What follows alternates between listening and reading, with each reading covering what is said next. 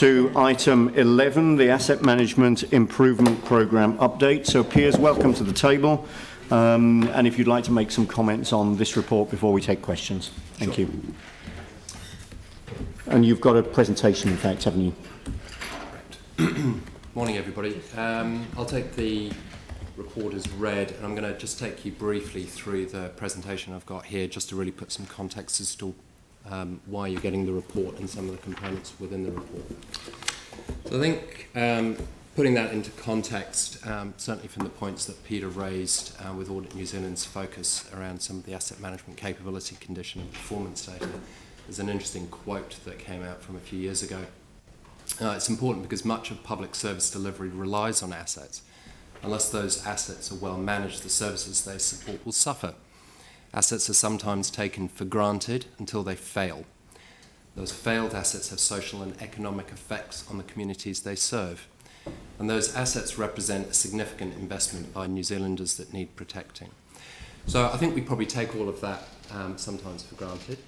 Certainly with the LTP program that we have at the moment, that is coming sharply into focus as to the challenges that the teams face in delivering an LTP within the budgets and constraints that they've got. I think putting it into context for there, we have now $17 billion worth of assets, so not an inconsiderable dollar value associated with it. I think for asset management for council, it's important to remember or to be reminded that we deliver it through a mix of centralised and decentralised resources with the teams that actually manage the assets, and my team in particular that help the improvement of the way that we manage those assets and ensure that we can deliver that capability. Where do you guys fit into it? Well, your oversight of this program is therefore part of that systemised approach that we're taking. It's about raising that visibility around how we're improving it and ensuring that those soft spots that we talk about are identified and that we can actually do something about it moving forward. Indeed, the Scottish Economic Regulator's identified and has quite a lot of information and evidence around how asset management is going to provide that significant long-term savings and leading to our reduced reactive maintenance. So that typically is a 4-to-1 ratio. If we can get to an asset before it fails at just exactly the right time, rule of thumb is that we will be spending considerably less on that rather than when it does fail with a pipe burst or a pump failure or whatever it might be. So that's ultimately what we're here to do, is to improve the way we manage that. We're on that improvement journey, and as the report highlighted, we have an asset maturity assessment. It's number 3 in the program that we have at the moment, and what we're looking at here is the 2016 and 2018 reports, with the green line showing an appropriate level of asset management.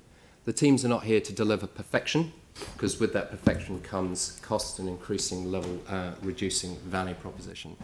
So you can see that in those years that we have made improvements across the entire organisation. And within that space, we also have, for each one of those teams, we measure against 16 metrics. And I'll excuse you if you can't read and ingest all of those components, but it's pretty comprehensive. We have an assessment ongoing as of right now. In fact, the interviews are happening as I speak. Bringing that into where the team fits into the asset management improvement, some of you will have seen this in previous reports. We take a people-focused approach on capability. How do we identify where some of the challenges are that the teams have? We're looking at the process enablers and developing capability in that. And so that's looking at everything from what are our critical processes, so we can identify whether or not there are likely to be any surprises coming up. The information for evidence. You're all faced with making challenging, very difficult decisions. You need the information to be able to do it, and you need to be able to trust that the information is giving you the right perspective on the environment that you're governing. And obviously, technologies to enable. How do we extract the most value from the systems and capability that we've got sitting in council? Where does that lead us to the actual program itself? What you're looking at here is a number of projects, initiatives, and BAU support activities that help drive the improvement program, and that's spread across all the asset owners. So you can see we take from a really high-level perspective of supporting LTP program development, and where you actually fit into that is making sure that we're progressing appropriately. So in hindsight, last financial year's program we completed on time, within budget and to scope. So we did what we said we were going to do. We've delivered a valuations project which has helped support the finance team in understanding the valuation of our assets and all the implications of that that value for our Three Waters network this particular cycle. Indeed, it's actually resulted in a fairly substantial shift in the valuation of our assets, up by about $2.87 billion. Certainly that is a significant shift, and that's to do with a lot of capability of understanding how those values are actually derived. And I think that you're going to be receiving some commentary from the finance team in due course. In the facilities side, we've been focused on ensuring that they've got the data about our assets, ensuring that they've got the right condition and performance data, so that when you're actually looking at these programs and figuring out where you can actually make savings or where you should be investing, that particularly in that area, that they've got the capability to do it. And so we've closed out a number of projects in that area, specifically to lift that, specifically within the asset management systems themselves. From the asset management planning capability, we've closed out stage 1 of the AMPs. Now, we've heard quite a lot of discourse around the asset management plans. Some of them are in an excellent state. Some of them certainly allow us to now focus on the second stage of it, which is understanding where the soft spots are and how do we actually support the teams as we get towards the end of our LTP process. And I think that standardising approach that we've taken this time round, we've provided a lot of support for the teams. We've enabled visibility of the challenges not only to the teams, but also externally as well. A small project in and of itself, and you may think, well, you know, it's a BAU piece of work, but these are the sort of projects that help save money at the OPEX space, and you'll see within the report the figures associated with that. What does that mean? It means that we can actually invest that OPEX in other areas that are also needing it. Looking forward, we've got a white paper, and there was a resolution to provide that white paper to you around what future state of asset management looks like at Council, and that's coming up Audit and Risk sometime in October. We've got an asset condition and performance report, particularly pertinent given Audit New Zealand's focus on how data is actually enabling you to make those decisions. Council will be seeing a Three Waters LTP planning tool. Now, this is something I talked about about 2 years ago. And one of the challenges that we faced with the program was to be able to give you the options and the what-if scenarios. And this is a huge leap for Council in the capability of being able to turn around the what-if. What if we insert whatever the scenario is? Would typically take the teams weeks to turn that around and provide a scenario back to Council as to what that looks like. That takes about 15 seconds now to do those what-if scenarios. So we've got that capability, and you're going to see a brief snapshot of what the outcomes of that means. And as I alluded to before, we've got an asset maturity assessment, and that's going to be coming up in December, and that helps set the focus for where we're going to go to next with the activities. So hopefully that's given you a bit of an overview of what the programme is in and of itself. I know that sometimes it feels a bit dry, but it is an important baseline for a lot of the work and budgets that the teams are working through. So I'll put it out to questions to the floor. Just one comment, Andrew. If you go back to the previous slide, you did ask that when we got that asset maturity assessment report in, going to Audit and Risk, that we have a joint briefing prior to it going, because it's kind of almost, well, equal interest to you, and we'll bring in the external people on that Audit and Risk, and we'll do a joint briefing on that, so that it's a little bit difficult because we report half and half to the two committees, but you did ask for that at the... So a joint briefing of this committee and the Audit and Risk Committee, correct, which includes the Audit and Risk externals. When we get that report in December. Yep, perfect, thank you. So just to kick off, a $2.87 billion shift in the value of Three Waters assets. That's a big number, even with the sort of numbers that we deal with. How can that be? There's a number of reasons that have led us to that. One, at the time of the valuations, my team became more heavily involved in actually understanding the data that actually drove previous valuations, the methods, process, and mechanisms that were used. So, as an example, reviewing the unit rates that drive, how much does it cost to put a pipe in the ground or a replacement of whatever it might be. And so some of those reviews with the external consultant highlighted that the mechanism of replacement and the way that we figure out how much it costs, as in contract award value versus actual putting the pipe in the ground cost, those were two different sets of numbers. So those were then brought in and the process has been adjusted. We've certainly discovered when we're reviewing the asset registers, knowing what we own, what does that actually mean, and understanding what we don't have in the system and where they live on different spreadsheets. So a lot of work has been gone on to pull information and data off spreadsheets, get it into the system, because it's that feeds a lot of the work that the finance team and my asset systems team work together with the consultant to understand what that shift could be. There was a paper yesterday to Audit and Risk on, and look, I can't remember the details, but there was about 15 different lines that they had about talking about the shifts in those values. Basically, it wasn't really discussed, but it was part of the valuation report. I think the first on the Audit and Risk Committee meeting yesterday. You concentrated on the second part of that paper, more around the CCHL values, but in that was the front part of that was the water shift prepared by Len. Yep, and obviously valuation of water assets is something that may well feed into other conversations in the near future as well. Yeah. Thank you. So an important piece of work to recognise that. Yep, that's great. Okay, moving to questions. Aaron, Melanie, Yanni. Aaron. Yeah, I like how your first slide had that everyone underappreciates assets until they fail. That's a classic and something for councils to live their life by.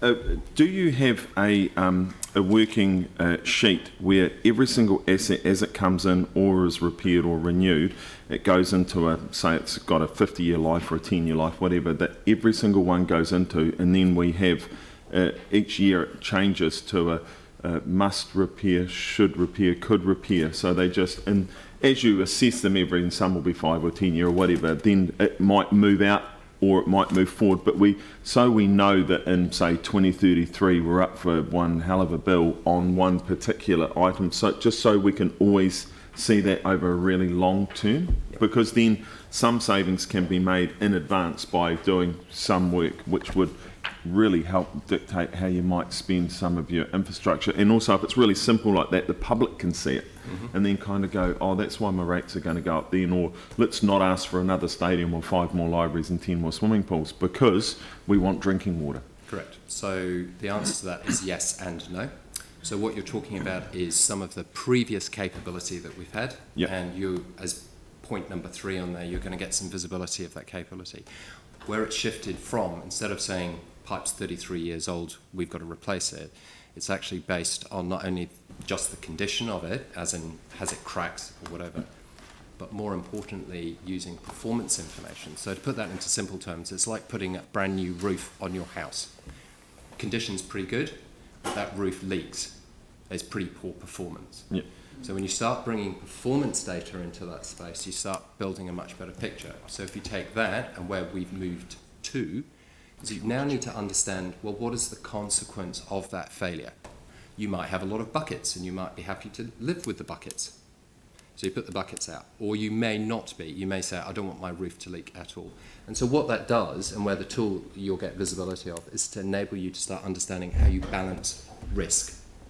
So the second part to the question is how do we make that consumable by the public? That is a slightly separate question around how do we take very, very complex capability and distill that down into. But I think it's a valuable story to tell for the public to understand why we invest in the way that we could or should. Piers, Yeah. Aaron, do you mind if I just flow up? Because I'm not sure you fully answered it, or maybe I missed it, and I apologise if I did, because 3 relates to 3 waters. Correct. Aaron, I think you specifically asked, do we have a full list of every asset? Yeah, right down to bridges and road So that would services, be the footpaths, the asset whole lot. register that you're referring to. Okay, my apologies. If you have a look in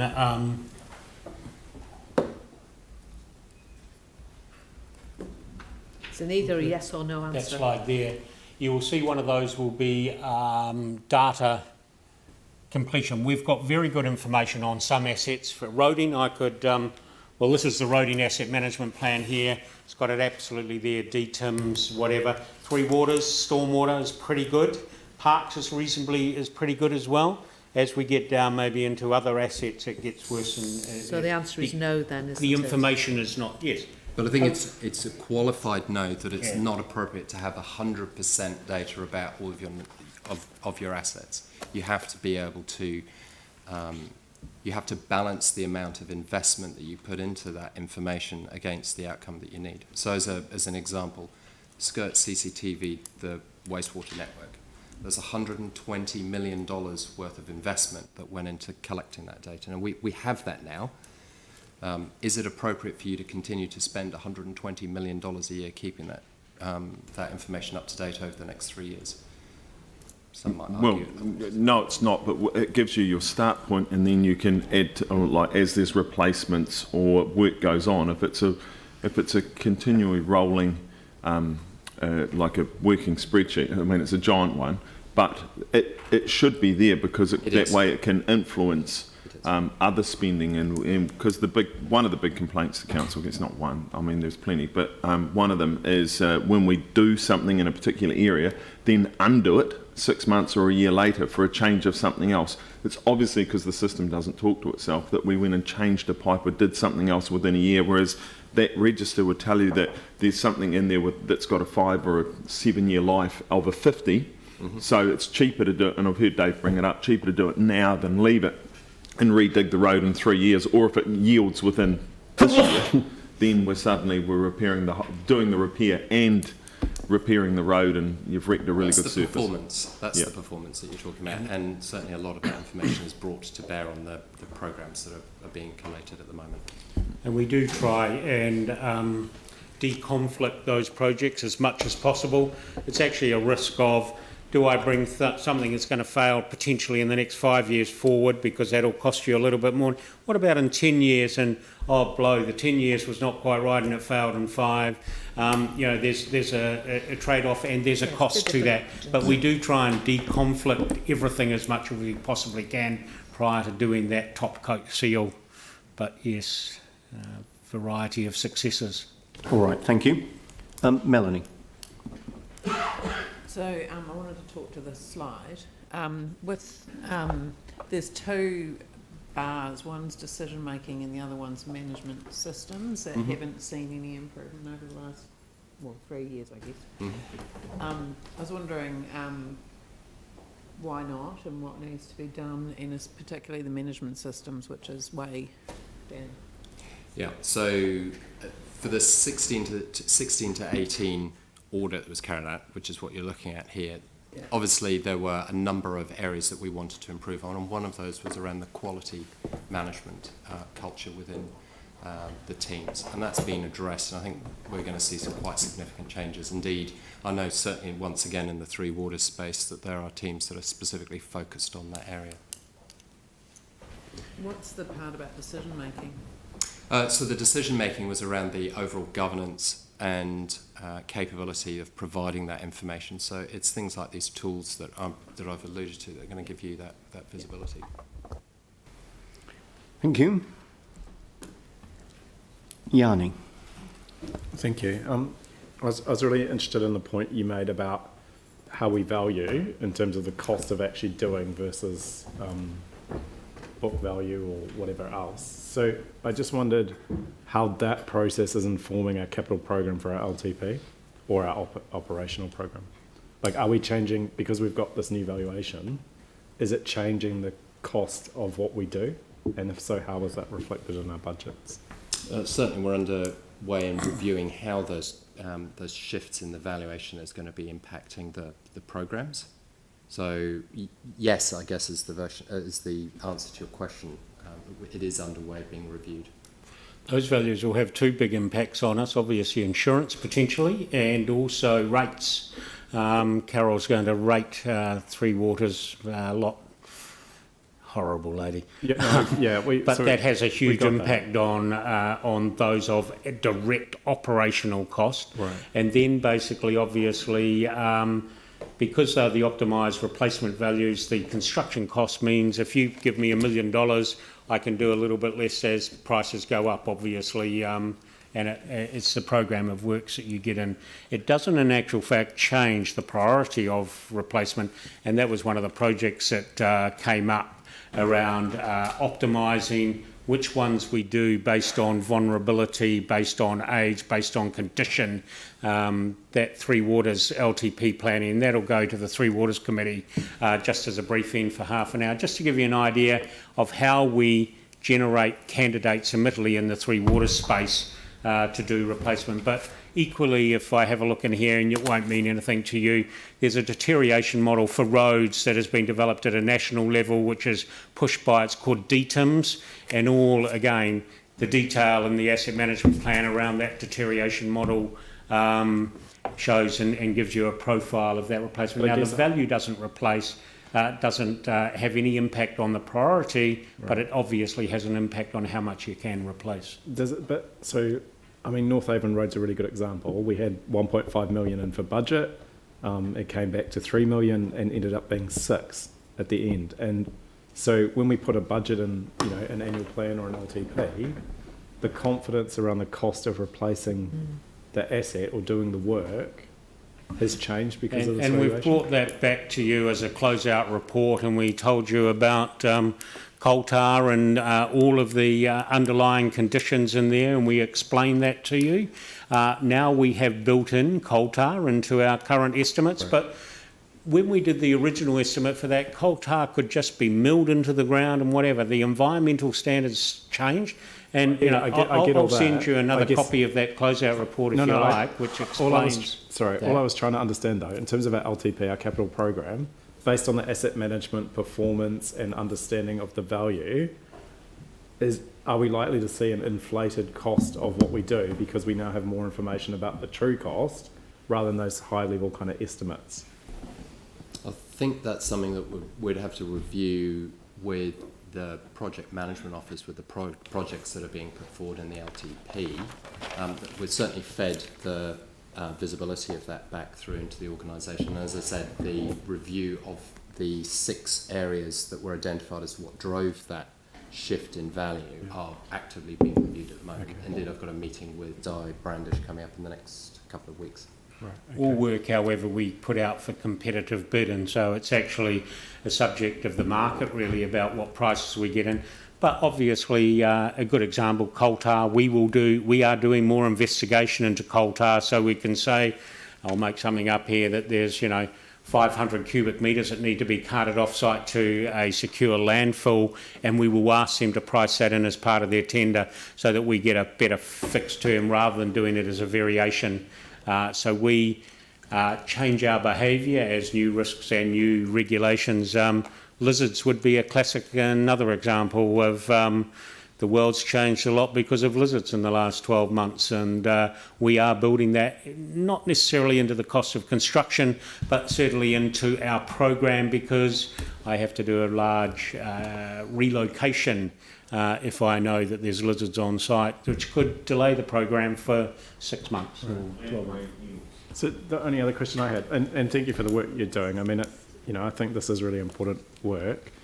Just in terms of smart cities and use of technology, I think someone said, for example, if we put cameras on all the waste trucks that go around, we could get some quite good asset data.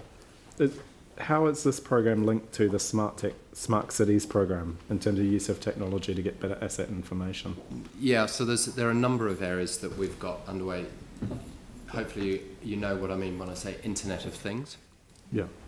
So this is around sensors being embedded into, and there's a lot of work that's underway, and a lot of the asset owners, whether it's roading for putting cameras on trucks right the way through to understanding and measuring shocks through the water network or through to bins or whatever it might be that's going on there. As far as specific pieces of work linked into smart cities, it's really trying to understand where their programs are going and what we can actually leverage in that space.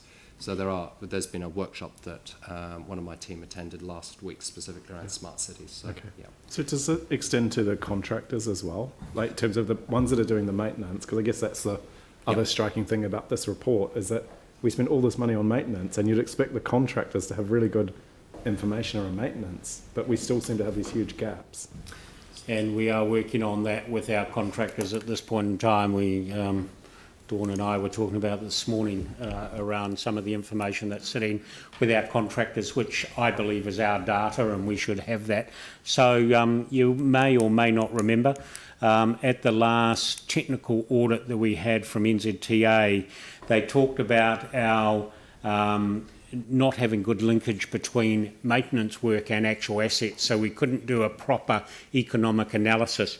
They are about to come back to do a second audit on us, or sorry, they do them every 3 years, and that's due for the second quarter this year. So they are here sometime between October, November, December. They're actually going to do a double audit on us because they're doing a procedural one, but that will show, I think, quite a significant improvement over the last findings that we found, linking that exact information that you're talking about. The other thing that you've got to remember, you gave, or we agreed in the program for the 40 million of smart networks for the water network. That will certainly impact the asset management program, because it'll give us ideas of where pumps are spiking pressures and things like that. So it may give us ideas of, or give us strong guidance about where we need to update the variable speed drives, where we've got old technology that's putting water hammer through the system. Hopefully that then relays to less maintenance, because we get less breakages, because we don't get those big pressure spikes coming through, which we get through our network. I think just sort of adding to that, a lot of the approach over the last year for the team has been looking holistically at the whole life cycle of collecting that type of information, and it's not just a technical component of send an analyst out to go and collect it or ask the contractor to do it.